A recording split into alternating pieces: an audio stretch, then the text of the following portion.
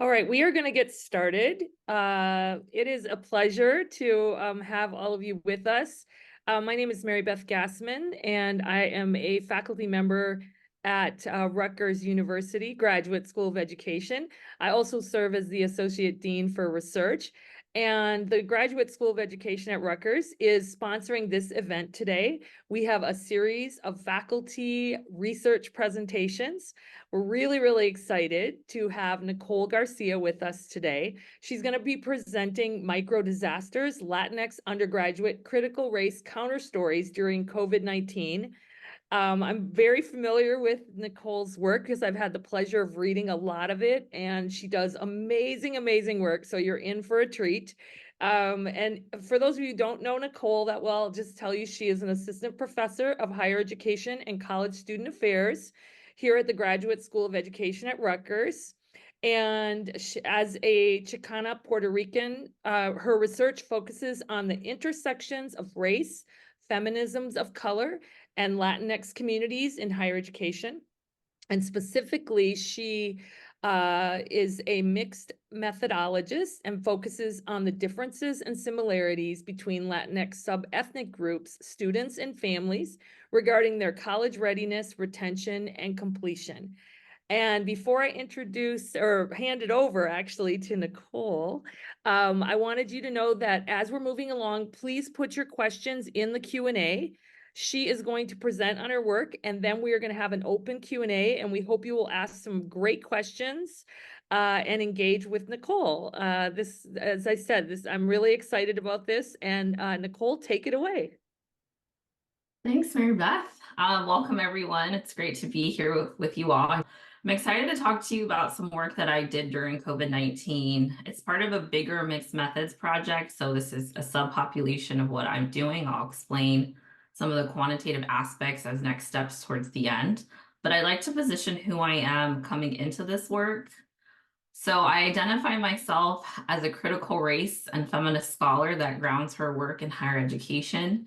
As Mary Beth was saying, I identify as a Puerto Rican or Chicana, also known as Mexican American. Chicana is a political term that arose in the 1960s in LA. There's a lot of political history around that, so feel free to ask me questions if you have them. I identify as a scholar activist, so a lot of my work is really grounded in the community and hopefully creates change, social change within the community as I do the work. And I'm a life learner. So some of the works that you see on this slide are what ignited my own passion to do critical race and feminist works and to continue doing work that we need in the communities.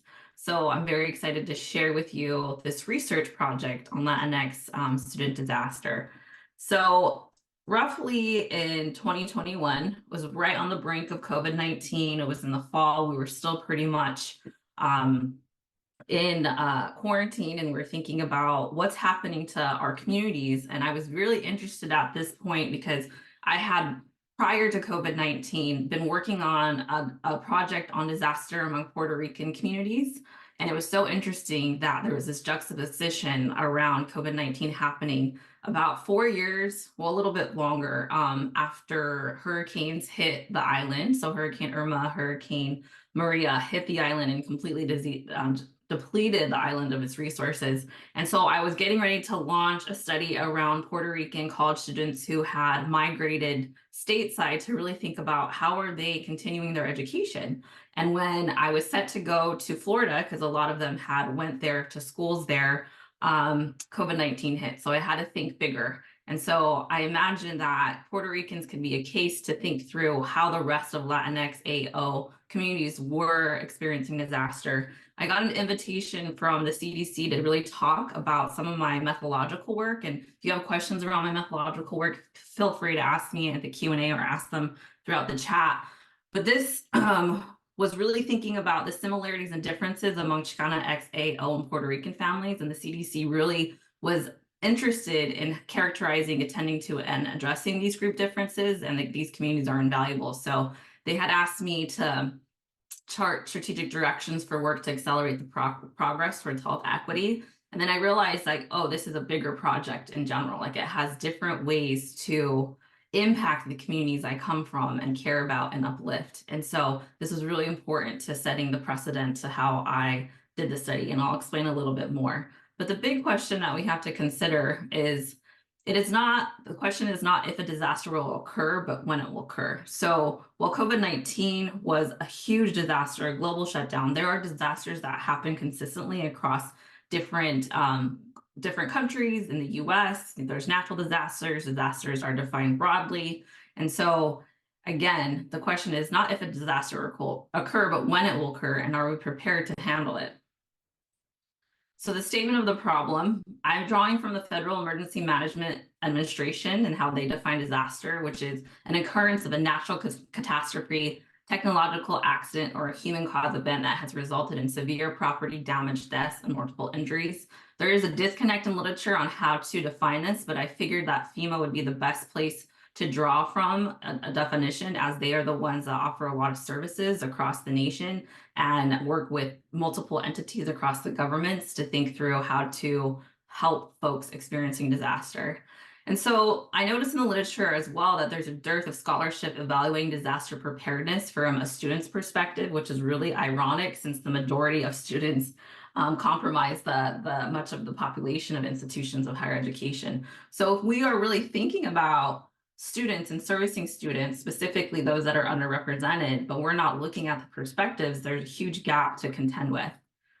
So third, my specialization is within Latinx communities.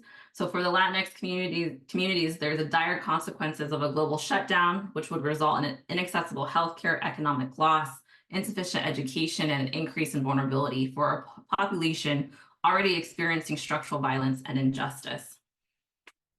So within the literature, I dove in and I wanted to see what had been done across higher education literature, specifically around students who experienced disaster. The majority of the works focused on the implications of what students felt after a natural disaster, specifically hurricanes. So that's dismissing like windstorms, wildfires. It's also dismissing earthquakes and many other natural disasters. And that's not also including technological and what we saw biomedical. So college students are more vulnerable for developing psychological symptoms following a disaster due to the following: high academic and social demands of the college environment, high levels of stress due to evacuation and relocation, personal and financial loss, lack of satisfaction with disaster responses, and educational impacts on retention and completion. The majority of Latinx students that experience disaster might come from low-income backgrounds, might have less access to home educational resources, potentially could have lower GPAs, and were expected with the disaster to have their GPAs decline. And their ability, motivation to complete coursework was negatively impacted compared to those that had higher incomes. This study was specifically for Latinx students during COVID-19. So I also wanted to think about, well, what did my study say in relationship to the broader literature? So my research question was, what are the effects of disaster, if any, on Latinx undergraduate social, emotional, and academic development in higher education? And my theoretical frameworks ground critical race theory. So critical race theory acts as a theoretical framework. It's a methodology and it's a tool for praxis. And it's principally concerned with empowering communities of color, leveraging sophisticated critiques of white supremacy and dismantling racism in accordance with a larger goal of eliminating all forms of oppression, specifically in education. Critical race theory also comes from legal studies, and it was bridged to education. If you have any questions for me in the Q&A about that, please feel free to ask, because these are big bodies of literature that we can contend with. But what's interesting is I think many of us have probably heard about microaggressions. Most folks don't know where microaggressions had originated from, and it's actually a scholar named Chester Pierce. But Chester Pierce is conceptualized microaggressions from a very, very in-depth analysis. He was a medical professional and as well as an education professor, really thinking through the subtle impacts of race and racism as it accumulates on an everyday basis. And he has this one piece that he wrote in 1995, and it's called Microdisasters. Basically, what he's saying is that people that experience disaster in relationship to race and racism have similar health outcomes. So if someone experiences a disaster and you have the psychosocial impacts, race and sexism can equate to that as well.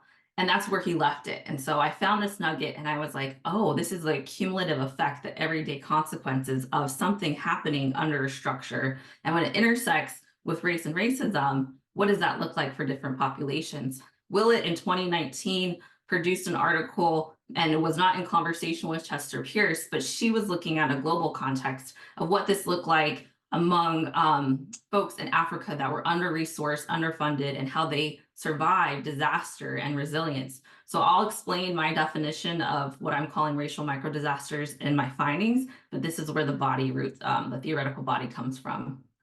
Also, it's not enough just to name the harm of what race and racism does structurally and impacts the communities, right, individually and so forth. So I really wanted to think about racial microaffirmations, which are the subtle verbal and nonverbal strategies that people of color engage in that affirm each other's dignity, integrity, and shared humanity. We saw a lot of that during COVID-19, so these seemed as the best analytical frameworks for the work that I was doing. In terms of my methodology, I implement critical race counter storytelling, hence the title. So Delgado, who is a critical race legal scholar, defines this method of counter storytelling and argues that it's both a method of telling the story of those experiences that are not often told, so those that live on the margins of society, and a tool for analyzing and challenging the stories of those in power and whose story is a natural part of dominant discourse, the majoritarian stories, which he refers to. Terry also furthers this and has 4 different ways to think about counter stories. 1, it builds community among those on the margins of society. It facilitates transformation and education. It also challenges the perceived wisdom of those at the society center, and it nurtures community cultural wealth, memory, and resistance. There's 3 types of counter stories that exist: autobiographical, biographical, and composite. For the purposes of this study, I will use biographical. So who are the folks that I spoke with? My co-storytellers of knowledge had to identify as Latinx college students who had experienced or were currently experiencing a disaster. I wanted to think through what these students had coming in and what they were experiencing during COVID-19. The majority of them had to currently reside in the United States or a territory. The territory aspects of this because Puerto Ricans are considered a part of the US, and there's a huge contention around that history with the US. So I wanted to be inclusive of those. And then also currently enrolled at an accredited not-for-profit institution of higher education in the US or a territory. My data collection, because this was during COVID-19, I did virtual network sampling, which Salinas talks about as being able to contact folks via the internet and online. I use observation protocols, descriptive notes, reflective notes, and I digitally and video recorded via Zoom. My analysis was a combination of deductive and inductive coding and memoing, so really thinking about how theory guided my coding and then also thinking through what the data was telling me. I transcribed, I did a first cycle of coding. I triangulated with the co-storytellers by providing them their transcripts and asking if it was representative of what they were saying. And we went back and forth a couple times. And then from there, themes emerged. In terms of my co-storytellers, again, this is who came to the forefront. It happened within the 2020 academic year. So this is also a period of time in which there's not a lot of research that's coming out regarding this. So it's collecting these counter storytelling narratives during this time period in which we don't know a lot about what happened to students of color. So 20 co-storytellers reached out to me. They were between the ages of 18 and 23. I had 14 females, 3 males, and 3 non-binary. In addition, there was a variation of what level of education they were in. So freshmen, I had 2, sophomores, I had 5, juniors, I had 6, seniors, I had 5, and they were attending various institutional types, which is really important because I had folks from the community college all the way to elite institutions like the Ivy League. And I wanted to understand, how would a freshman experience a disaster versus a senior who's getting ready to graduate? What resources are aligned and how do they navigate the institution? I also had a diverse mix of Latinx students, which is really important when we think about the research that dominates in higher education. It focuses mainly on Mexican Americans, and that's not a bad thing since they are a very high proportion of the population. But there are different ways, skills, abilities, and knowledges that different Latinx communities draw upon in navigating higher education. So within this group, I had Puerto Rican, Mexican American, Dominican, Ecuadorian, and Colombian. Half of them are first generation college students. There's also this assumption that Latinx students are all first generation college students. And so I challenged that assumption. Half of my population also had parents with college degrees. So I was interested to think through with them and regarding their narratives of what are the differences that first gen students are experiencing that continuing generation college students aren't, and vice versa.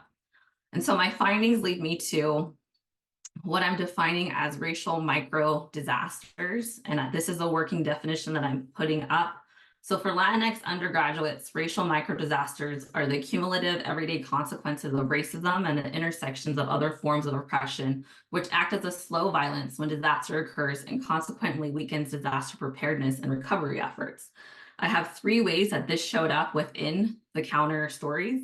Economically, socially, and academically, Latinx students within this study reported being unprepared, lack of health care and resources. You'll hear some very interesting narratives around how folks were caregivers and caretakers, in addition to loss and grief that happened through this time. Just a sensitivity warning, there is some findings in here around death and grief. And so I just want to be considerate and respectful of folks that might bring up things for them as they recall going and living through this time. So first we have up is Gabriela. She's Colombian. She was a junior attending a public 4-year institution, and she will talk about what she experienced on the onset. Well, I live with my mom and younger brother, so shortly after I was sent home, my brother was sent home. Oh, and he is 9 years old. I love him with all my heart, but boy, is 9 years old a tough age, especially when, it's a single mom situation. And if I had to say like the most difficult thing during COVID, it's been handling like my sibling, taking care of my younger sibling. But it's just been such like an extra weight and responsibility on top of all of my personal responsibilities. But my mom was working at, she was a waitress, and her boss just, when COVID started getting worse and worse, her boss kind of just laid her off, and he didn't even finish, like he didn't have the decency to pay her last paycheck or tell her that she wouldn't be coming back. Honestly, we were just surviving by the grace of God. Like people were just coming to our house and like giving us like money to pay for rent and for food. So I'm so like extremely grateful, because without that we really would not have made it. And it was just really difficult because she's undocumented, she can't defend herself, she can't go back to her boss and be like, hey, you owe me this money, because like. So what we noticed from Gabriela's counter narrative is that she's talking about the intersections of, 1, what does it mean to be a student? And 2, what does it mean to be a student that identifies as Latinx, and the things that impact the community that she comes from? So for instance, having a single mother that's undocumented, that was laid off during COVID-19. And we know a lot of harsh realities happened during COVID-19. And when her mother was laid off, there was no source of income. And so folks within the community showed up. She also explains later that she used the CARES Act. So because she was a student, she was able to access some resources that occurred on campus, but those resources she had to actively seek out on her own versus institutions really advertising what that meant for them. The next person we have is Cindy, who is Dominican, a junior, and also at a public 4-year institution in New Jersey, and was majoring in political science. So Cindy says this. At this time, we were all home because we were all like quarantining. It was 3 other adults and then my nephew, who has like a speech impediment, so he screams a lot. That's how he communicates. So that was a really big challenge. Still kind of is. Basement of the house, that's where I that's where I'm at ever since COVID happened, where I study and stuff. my household was always like moving around in the living room and the kitchen and like pretty much taking over all other spaces. So all I had was the bed to do schoolwork when I first got home. And it was just not a good space to do like math calculations and things like that. So I progressed to buying myself a desk. And then once I bought that desk, it was a little bit better, but the noise was still a huge issue. It got to a point where I realized that like around 8 or 9 o'clock, the house finally settled. My nephew would go to sleep. My sister would be in her room. So that's when I said, okay, like what's the most important thing that I need to do and do it at that time. So Cindy demonstrates that the everyday was disrupted, right? So sometimes higher education as a space offers a way for Latinx students to learn without having to worry about different family obligations. And while Cindy says this is not a burden, it's just what I had to deal with, she was very resourceful in thinking through how can I best create a space to learn. Part of this study, I asked them to share with me the spaces that they had created for themselves. And this was a photo she sent regarding what she was able to create for herself to learn better in. And as you can notice, she did what she could with what she had. And it just speaks to the wealth of the skills, abilities, and knowledges that these students had during this specific time and what it was they did so that they could continue their education in higher ed. This is Maya, a Mexican-American sophomore attending a community college, and her major was film. Wore gloves, but there was no face masks at the time that we had in the house. They had to go into the room, and because my sister and I shared a bed in the living room, it was like, those pull-out beds from the couch. Mm-hmm. We ended up, we sleep there on the same bed. But then it wasn't until my sister was saying, I don't feel so good. Everybody was being quarantined in the house. My sister was in the living room. My mom was in her room. My dad ended up quarantining in the hall, sleeping in the hallway of the front door. He can quarantine himself there. I ended up sleeping in the dining room / kitchen. Luckily for my brother, he ended up sleeping in his own room. And then my grandparents in our room. It's a small house, so we had to figure out a way to like quarantine ourselves, trying to keep ourselves distanced. For me, it was like the most scariest thing I have ever experienced. It felt very apocalyptic to me. It felt like this was not going to end. I got to points where I was really depressed and I had to cry at night because it was just too much to handle. And it was just like, when is this going to end? Are we going to be okay? Are we going to make it out? Like the what ifs are there. My dad had to call the ambulance because like we couldn't take care of my grandparents anymore. Everybody was sick and they were sick. So my dad said, you know what, I have to call the ambulance. Hearing how my grandparents were doing. And then it took a turn when they said like, oh, like your grandpa's not doing too well and all that stuff. So like he ended up passing away. So it was really hard for us. Everything was like, sorry. So we ended up getting better, but So Maya definitely expressed the complexities of what it meant to be in a multi-generational household and how hard it was to quarantine. And every time I hear that and think through her story, it always hits me really hard because of the lack of resources that folks had during this time, which would result in COVID-19 rapidly spreading within households and eventually her grandfather passed away. And so that was just an impactful thing to think about because on the other coin, folks are expected to show up to class, expected to continue online learning, yet are dealing with really, really big consequences of this pandemic. And so at that point in turn, we ended the interview because she just kept crying. And I said, it's not a time to continue this. Like, I'm here to process this with you. And she said to me, this is the first time that anyone asked me how I was doing. And so within these institutions that we work for and within, like, what is our responsibility to serve these students, especially when they are going through such a big disaster and crisis, and they need emotional support around grief and so forth. So I don't want to just end with things that are harmful to communities. I also want to talk about the beauty that came out of COVID-19. And this is what I identify as racial microaggressions. And so again, it's not enough just to name the harm done by racial microdisasters. Excuse me, I said aggressions, but yeah, it's not enough to name the harm done by racial microdisasters, but also what are the many responses to racial microdisasters.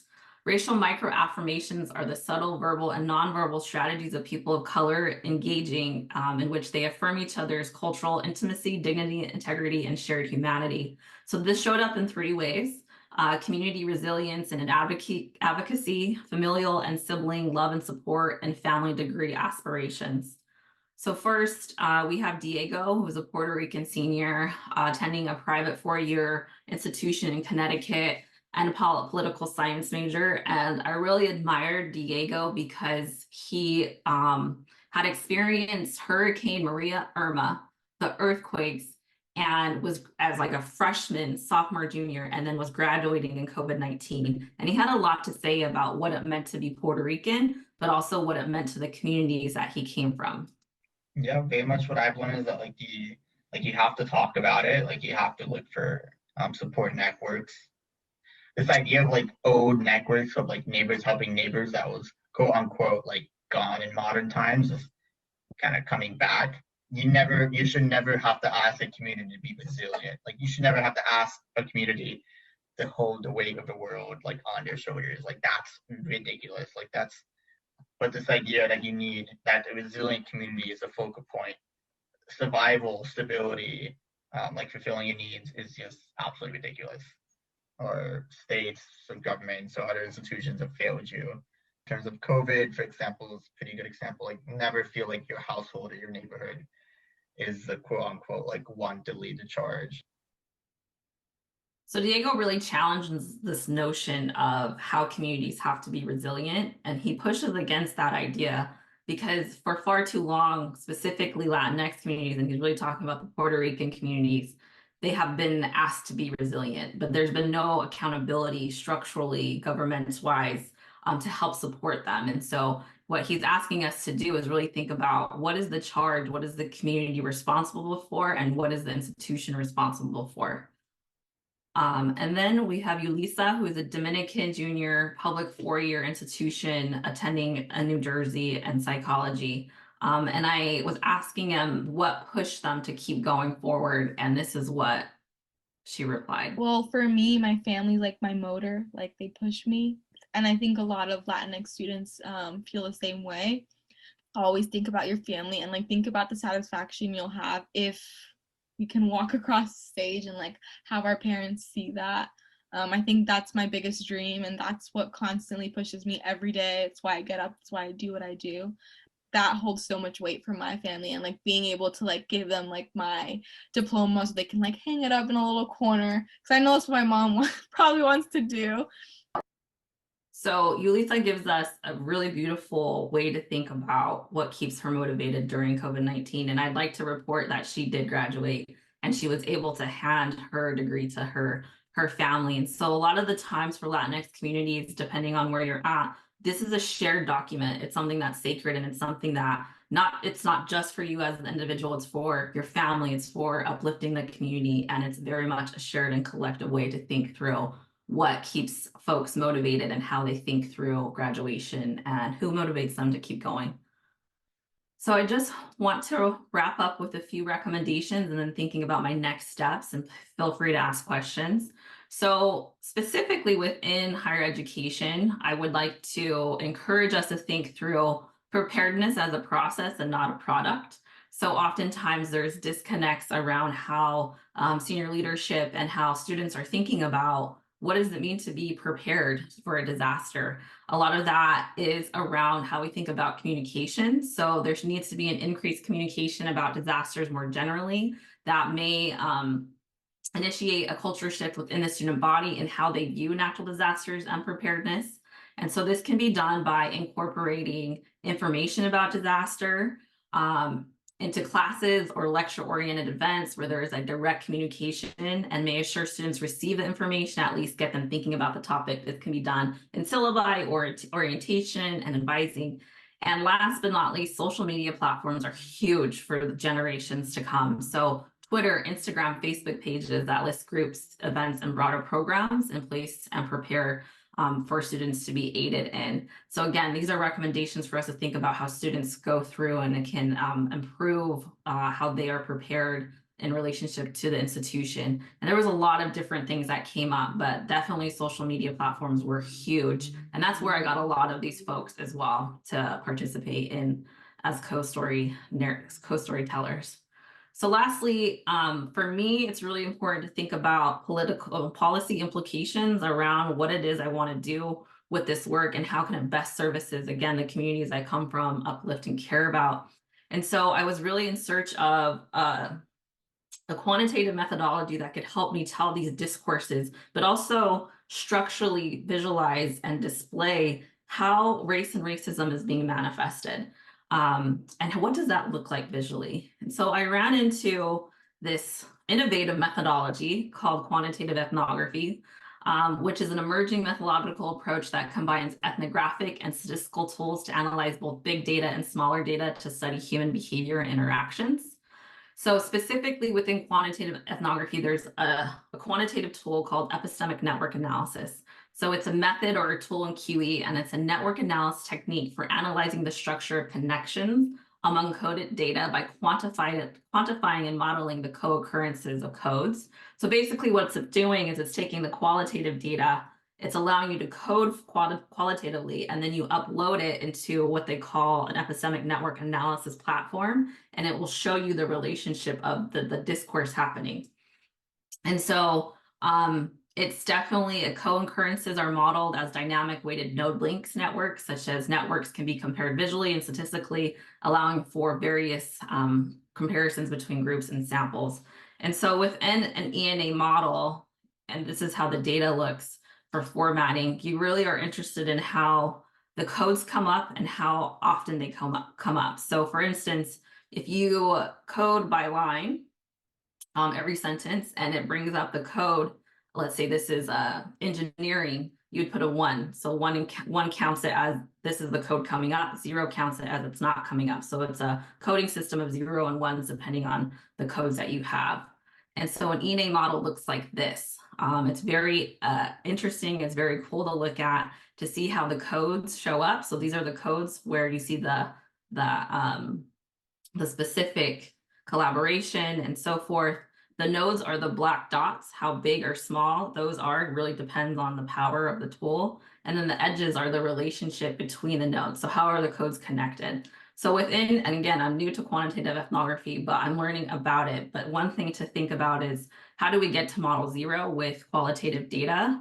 And this is the first step in thinking about the data that you have. And so within model 0 and the subsample that I used about 4 folks from the study to think about what it looks like. And so the centroids are where you see the folks, the 4 individuals, and they're talking.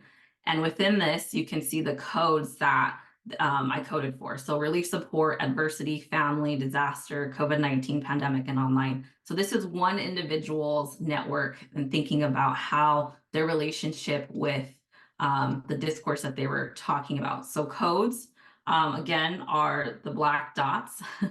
And then the nodes are the black dots. The codes are what we code for in order to get to the nodes. And then the relationship between the edges is how big is that relationship. So right now I'm in the beginning steps of thinking through how to code for racial microdisasters and racial microaffirmations for the whole subset of folks that I have so that I can see how different people interacted and what discourse is similar or different for each individual. And then I'll be able to model it to show what really was important for them and show what's statistically significant. And it's basically measured by correlation. So the relationship and that is usually from 0 to 1 and the strength of that relationship. So with that, I can take questions. And all right. Thank you so much. 36 minutes. Yeah, thank you. Well, that was wonderful. And I really, really just want to say it is always amazing to learn more and more and more from you, Nichole. And just lots and lots of good stuff. So we have lots of questions. Hope you're ready. I will try. Here's I'm just going to kind of move around and I'll try to get to all of these. Okay, so one of the questions is, can you speak more to the engagement with social media and how you leveraged it as a researcher, and how your participants led you to different platforms and ways they were using it in micro affirming ways? I think that's a really interesting question. Yeah, I might have to have you repeat that again. Okay, so let's see. I think I see it. Engagement with social media and how you leverage it as a researcher and how your participants led you to different platforms and the ways they were using it in micro. So yeah, that's a really great question. I think that part of this project I published on within what was it, Teachers College Record, and I did the subpopulation of Puerto Ricans that participated because I really feel like they can help us think through what it is we need to know about Latinx populations and how different things can come up, like language and so forth. But they really pushed me to think about how they use social media in terms of resources. And so the Puerto Rican college students that I worked with particularly had a huge network, and that's how they were getting their information out. So once I got into that network, they plugged me into all different things. They had text messages set up, like the group me's, they had Facebook pages, they had Twitter pages. And what I did with those in particular was I did a discourse analysis thinking through how did they get information out about what was occurring on the island. And again, they were using these platforms. So that paper is in Teachers College Record. But in terms of the social media, I did not think about how they were using it in my own coding system in micro affirming ways, but I definitely can revisit that. I think that for recruiting folks, it was the flyer. The flyer really mattered for them, and being able to scan a QR code really, really quickly, because that helped them then just put in their information. I was able to have them register for Zoom quickly. And so it was about efficiency in that way. I hope that answered that question, and we can talk more about it, but yeah, That's great. Thank you. Okay, here's another one. These are really fantastic stories. You have really great data. How do you personally feel hearing these kinds of stories? And how does your positionality influence this kind of research? That's another really great question. Yeah, so a part of the intellectual trajectory that I come from is that we acknowledge that biases everyone occupies, and that within those biases, not all biases are bad, right? They actually are into windows into how we think about doing this work and doing it effectively. So my positionality definitely got me a lot of buy-in within the community. And so that was really important because I was able to, by word of mouth, and again, when I got an interview, I asked folks, hey, can you recommend someone else? And they would just plug me in. And so they felt safe and they trusted me in those moments that I engaged with them. So that was like an ethic of care. And so I think I also offered my services to them too, because I didn't pay them for this work because I didn't have any funding. Everything was frozen at the university. And so I offered to help them with anything that they had in terms of applications that they were thinking through, whether that was for an undergrad research program, if they needed a letter of recommendation, if they were thinking about graduate school, how could I help them? And then depending on where they were at, I was able to connect them with networks within their own communities and institutions that they were attending. So I had a lot of folks in California and I have relationships established there. I had a lot of folks in Jersey, obviously. I'm based in Jersey, and in Florida, where I was making very big connections with the Puerto Rican community there. So I think that the relationship as a researcher is really important. And second, I have a responsibility not to tell their stories, but to help uplift them. And counter stories allow us to do that with the method itself. Thank you. I also appreciate just the creativity in how you approach the research given what was going on. So really, really appreciate that. So you have a comment and question. Great research, Dr. Garcia. We've seen a decline in student engagement, mental health and wellness, and financial struggles since COVID within our student population. With the FAFSA issues upon us, I wonder what we can do to advance support for Latinx students at Rutgers University. And then there's a little comment about being really proud of your work. So, Hi. uh, I actually know this individual. Yes, she works in the clack. Yeah, I think these are really big issues because while I was collecting this data during COVID-19, I knew that the impact of what would happen years later I wasn't studying at that point in time, right? And I didn't continue on with the study at large. So I think that all of those things engagement, mental health, wellness, and financial struggles during COVID-19, we have yet to see the full impacts of how that will unfold in higher education. We can slowly start seeing it, right? Students are coming less prepared. Students are less engaged because they got used to being behind a screen. So how do then we think through and reimagine what undergrad education may look like for them? And FAFSA being changed, like literally this past year, is definitely going to pose a lot of different things. It's supposed to be more effective, but I think that it will be some growing pains in there. So I'm not sure I have an answer to what you're bringing up, but in terms of Rutgers, obviously we can think through using what we have in terms of the student affairs programs that we engage with, like how do we develop programs for every day. I don't mind, doing this work with the clack, right? We were talking about programming of like, what do we know happen and then how do we move forward? So it's really thinking through what is working. And I have to say my limitations right now are I don't know what's working. So I have to go back and figure that out as I continue writing these articles. Thank you. Thank you. So that connects to one of the questions, and you might not have the answer to this, but just a question about like, how do we know when we've arrived to the ideal disaster preparedness structure in higher ed? That's a big, big question. And just wondering about your thoughts since you are an expert in this area. Woo, expert. That's a very big word. No, I think the big thing that I compare it to is when people are saying, we need to do equity, diversity, and inclusion work, and they're concerned about the outcome, but not the processes. And so, like I was saying, disaster preparedness, I don't think there's an ideal model. There has to be an ongoing process of how those models evolve, just like theory would. And I think depending on the location that you're in, you have to, one, identify what disaster mainly occurs within where you live. So again, a lot of the literature was on hurricanes, and that was coming out of the East, right? Like Florida, Louisiana, and those places. So one, how are we identifying what disaster exists on and or affects local communities and the students that we serve? That would be the biggest one. And two, how can government, the local, state, work with institutions of higher education and FEMA to get out the resources that are needed? And again, one specific, I think the ideal preparedness structure in higher ed would be the one that services students the most, because that's the biggest disconnect.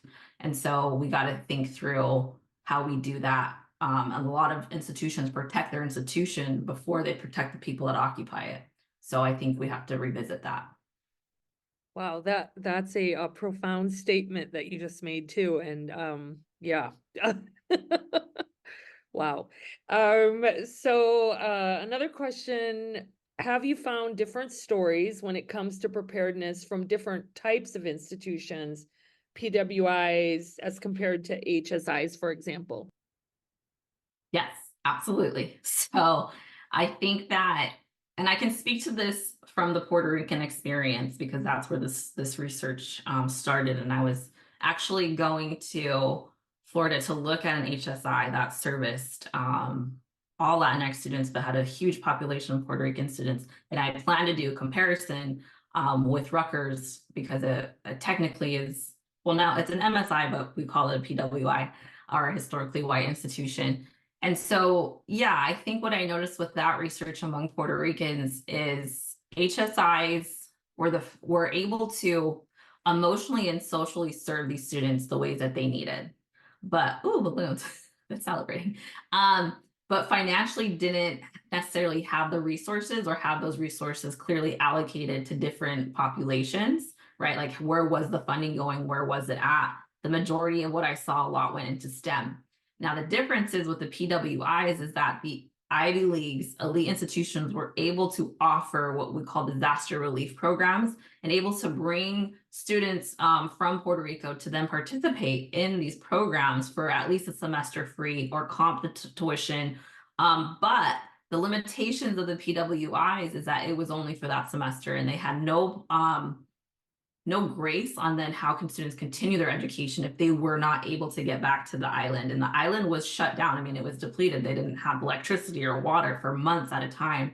So the HSIs were able to make that happen, specifically in Florida. They had initiatives to then have students transfer and then continue their education at the HSIs they were attending. But I'd also like to be mindful of that. That took the intellectual capital out of the island and brought it into the States. And I'm not sure that was such a good thing to do to Puerto Rico. So that's one example I have. All right, thank you. So I'm sure people are curious about what you are going to do next in terms of research. I know you've been really busy, but I know that your brain is going. So wondering what you're going to do next. Yeah, thanks, MB. Well, I have Mary Beth to thank for some of this because I am writing a book right now on Latinx student success, which I need to continue. But one of the chapters in there is really thinking through methodologically, how can we marry methods and methodologies to create policy change. And I think for critical race theorists and feminists of color, this is a big thing that we may not always think about, is how can our work really challenge the policies and create different things. So I'll have a chapter in that's supposed to be handed in August 1st, but that will be talking about what I want to do with quantitative ethnography and these visual representations of how racism manifests and how can we then service the communities. And then my second project, I just launched it, I think a couple months ago, but I'm looking, because I do a lot of quant mixed methods, but I really am interested in storytelling. So I'm working on a book that takes critical race theory and Chicana feminisms and thinks through how storying stats can reposition our communities as assets and knowledge holders and so forth. And my third study I launched again is looking at Latina mathematical wisdom and genius, because I think we have to return to our communities when we think about different structures and obstacles that happen when we do methods such as statistics. And I think our communities have always had those answers. So I'm looking forward to the more interviews that I do with that and seeing what comes of that research. Thank you. Thank you so much. And for everybody, joining us, if you're new to Nichole's research and just, being in Nichole's presence, I just want to say we are so lucky to have you at Rutgers, Nichole. You do just amazing work, and it has such a great impact. And so I just wanted to say that, and I'm sorry about the airplanes and background noise around me right now, but yeah, thank you so much. This was really wonderful, and I love hearing about the new projects that you have coming up, because I think it's really going to fundamentally change the field as well. And that's really, really important. So I want to say thank you to you for putting together this great presentation. I want to make sure everyone knows that we will definitely send everyone a copy of the presentation. We are recording, and please put it out there on social media and get Nichole lots of attention for the great work that she does. And a big thank you to the Rutgers Graduate School of Education for sponsoring this event today. And thank you all for spending this time with us. We really, really appreciate it. Thank you so much, Nichole. Thank you. Thanks for everyone that attended.